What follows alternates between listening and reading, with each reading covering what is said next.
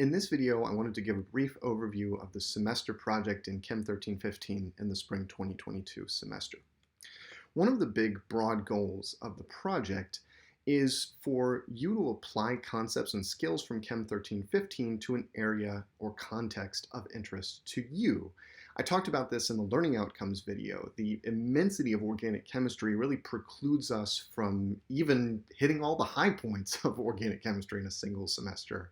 And rather than try to drown you with tons and tons of information, I would rather we think generally and apply to contexts of interest to each of us. And the semester project is aimed at doing that, culminating in a final deliverable that's a publicly facing blog post that's going to be shared with the world. So sharing your understanding is part of this process as well. So throughout the course, we'll apply and study over and over and over again these 10 ways of seeing organic chemistry that you see in the blue circles around the outside of this graphic on the right-hand side. And in working through the project, we're going to apply those ways of seeing to places really in nature, thinking most broadly as we can, where organic chemistry appears. And this is a variety of contexts. Having studied organic chemistry for a number of years, I'll say that if you have an area of interest, organic chemistry probably touches on it in some way, shape, or form. And we can probably find a way for almost any field of general or professional interest to you to incorporate organic chemistry. So you can think very broadly about the topic. I'll give some ideas for topics in class and possibly in another video, but the context is really very, very broad here. But the ways of seeing organic chemistry is really the meat and potatoes of the content of Chem 1315. Now, logistically speaking, the project's going to include 3 milestones and 1 final deliverable. And the milestones roughly divide the project into 3 phases. The first phase is questioning. And in this phase, you're going to choose a topic. You'll think about a broad field that's of general or professional interest to you, zero in on a subfield or a more specific context, and then develop signature questions within that subfield. And developing and refining these questions is extremely important. This is the most important phase of your project, and so it warrants some comment.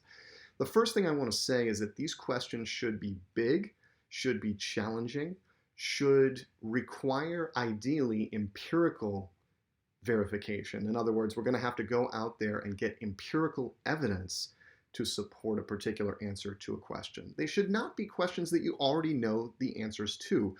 Coming to the answers to these questions is not the goal of the project. The goal is developing robust scientific questions that promote further study. Ultimately, at the end of the day, if you get to the end of the project and you find yourself asking more questions than you started with in the questioning phase, it's almost like mission accomplished. Asking those questions is part of our goal. And so developing questions that will propel your research forward and that are really scientific in nature is very important as well. This will start you off on the right footing and will allow you to naturally make progress with your project as you engage in research, engage with myself and the teaching assistants, so on and so forth. So a couple of resources for inspiration. This video is just a little inspiration from my graduate advisor on questions that fuel discovery, questions that will propel you toward discovering answers. And then this video, the second video, is a little bit more concrete advice on how to ask scientific questions, what makes a good question, what makes a bad question. That'll get us to topic selection, which is the first milestone. And after topic selection, you're going to move into the researching phase. Here we're looking for relevant experimental or computational work in the primary literature of organic chemistry, where things have been published, peer-reviewed, and we can have confidence in the veracity of what's being said. In addition to just digging up articles, though, it is important as you dig up and try to understand articles that you apply concepts, skills, analytical approaches, ways of seeing organic chemistry to what you come across. If you don't do that, you're just going to find yourself digging and digging and digging and not getting anywhere. To make progress, you want to try to map what we're learning in 1315 onto these resources that you come across. And again, You may find yourself asking more and more and more questions as you do this. That's good. As long as you're moving forward, asking questions is good.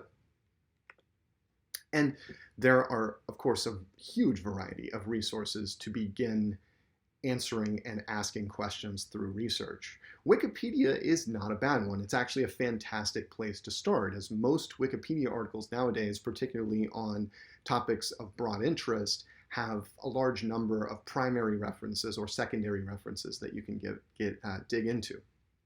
Google Scholar is great if you're looking for specific papers on a specific topic. All the power of Google search with the database or the underpinning of the primary literature of science underneath it. For chemistry in particular, SciFinder is wonderful if you're looking for a specific molecule or a specific type of reaction. You can search SciFinder using a structure as your input, using a reaction as your input, and it will dig up results from the literature of organic chemistry if that structure has been, for example, synthesized, or that reaction has been run or something like that. And Reaxys, which was formerly known as Beilstein, is another one of these databases, and this is specific to organic chemistry and works a lot like SciFinder with the ability to search by structure, by reaction, and that sort of thing. So in this researching phase, you're starting to come to answers to some of those questions, and those answers will often lead you to deeper questions. And as long as we have that feeling of you're moving forward, you're going in the right direction. Now, the final phase is then sharing what you've learned with the world. And so you're going to kind of synthesize your research. We're going to go back to those signature questions. What did we learn about those signature questions? Maybe all we learned was something is not known. We don't know an answer to this question, but here are the possibilities, and here's how I know that based on my understanding of Chem 1315 concepts and skills, for example. And to actually do the sharing, you're going to develop figures and writing, of course, to put together this blog post. The course blog is linked in the slides right here. And the other thing I wanted to share here were instructions on installing and using ChemDraw, which are linked for the spring 2022 semester right here. You should create all the figures for your blog post, all the chemical structures and reactions, I should say, in ChemDraw. For actual figure creation, really the sky's the limit. If you want to stick with PowerPoint, keep it very simple. You're more than welcome to. Plenty of papers have been published using nothing more than PowerPoint. You can go all the way up to Adobe Illustrator if you want to get that complicated. That's completely up to you and what you're comfortable with and what your interest is, graphically speaking.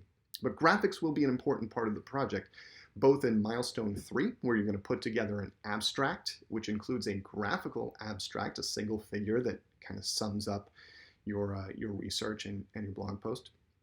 And in the final deliverable in the blog post itself, graphics should be included as well. So milestone 3 is going to be an abstract, a summary of your research so far, where you think things are going. I mentioned in the instructions, don't be afraid to say you've done something that you haven't done yet if you know you're going to get there eventually.